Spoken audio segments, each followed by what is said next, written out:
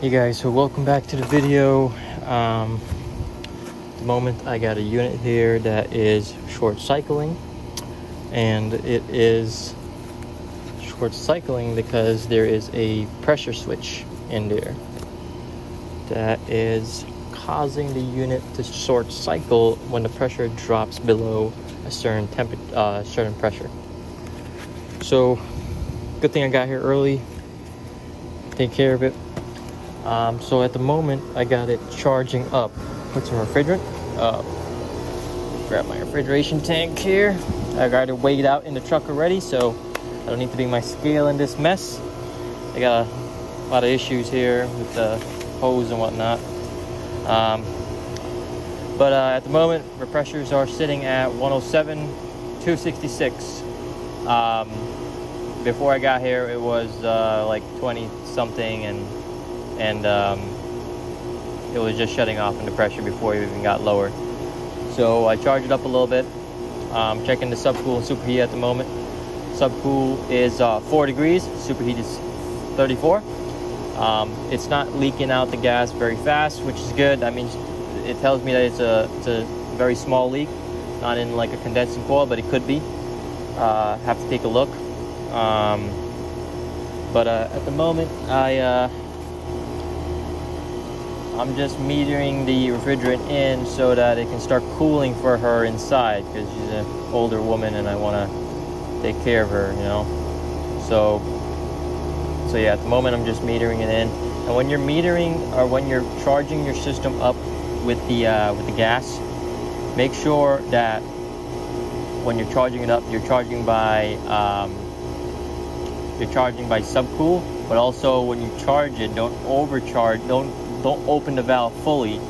Meter it in a little bit. What you want to do is meter it in like halfway, because if you do full, what's going to happen is your superheat's going to drop down, and then it's going to cause the compressor to start slugging, and then you could have the compressor's going to shut off on high head, shut off because it overheated, or it will slug the compressor. So charge it little by little, and that should charge just fine. So I just want to get a good amount of gas in there so I can get her temporary cooling, find the leak, and order the parts and come back. So what I'm going to do, pull the disco, set that on top, and first we're just going to check the condenser just to make sure there's no leaks in here. And all right, so let me grab my my tool to discharge the capacitor. Always discharge the capacitor, because you could have a little static that holds the charge after a while. Since you just shut it off, it's gonna. So all right, that should be fine. Gotta cut that strap. So let me grab my snips, and I think I'm gonna move this. Gives me a little bit more space to work. Oh, that's not good.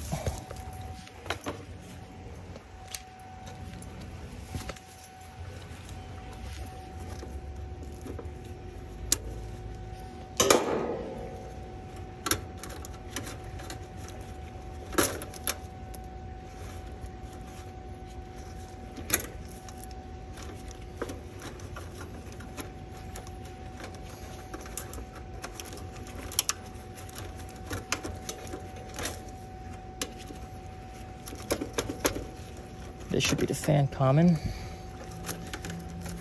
It's common for the fan because it's not tied into the contactors. Carrier has the compressors tied into the contactor when the screws, but for the fans, they're actually on the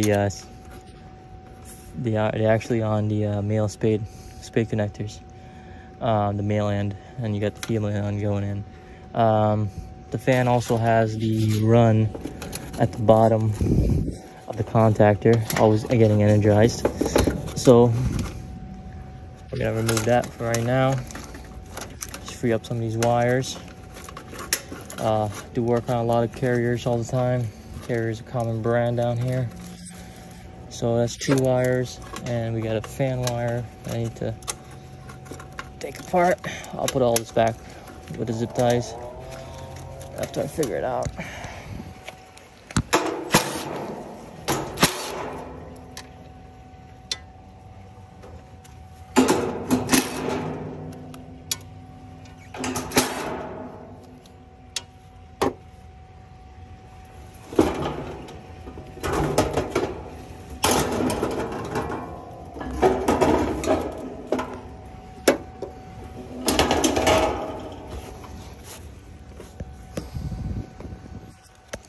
Okay. Not bad. Doesn't look too bad. What I thought was oil might not be oil at all. Let me get you guys down there.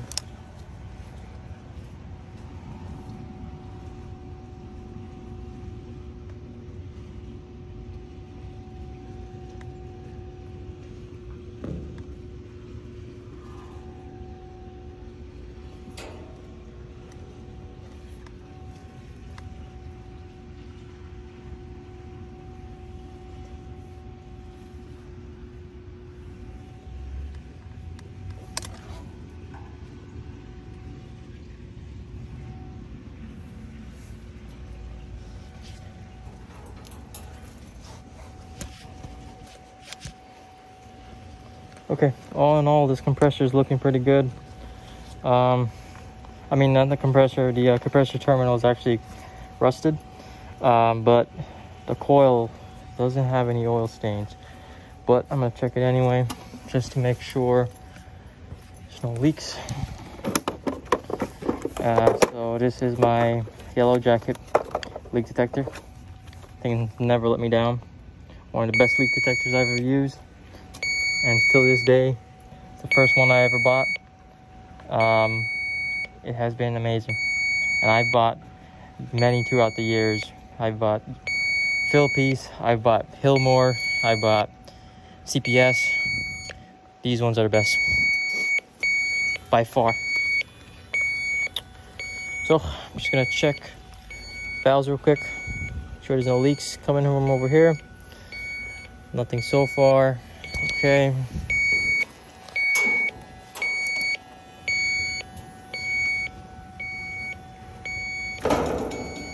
Nothing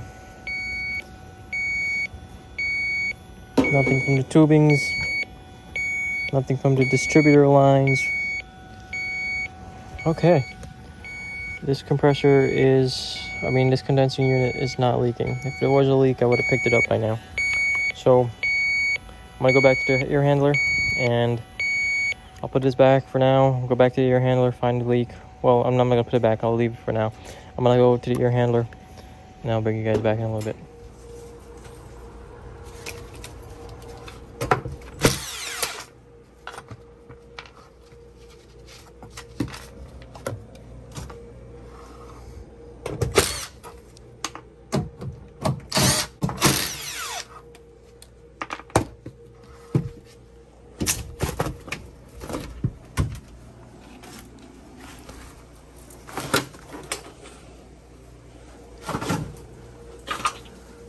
Oh my gosh. Look at that. Wow. Wow, that's a lot of algae. Look at that.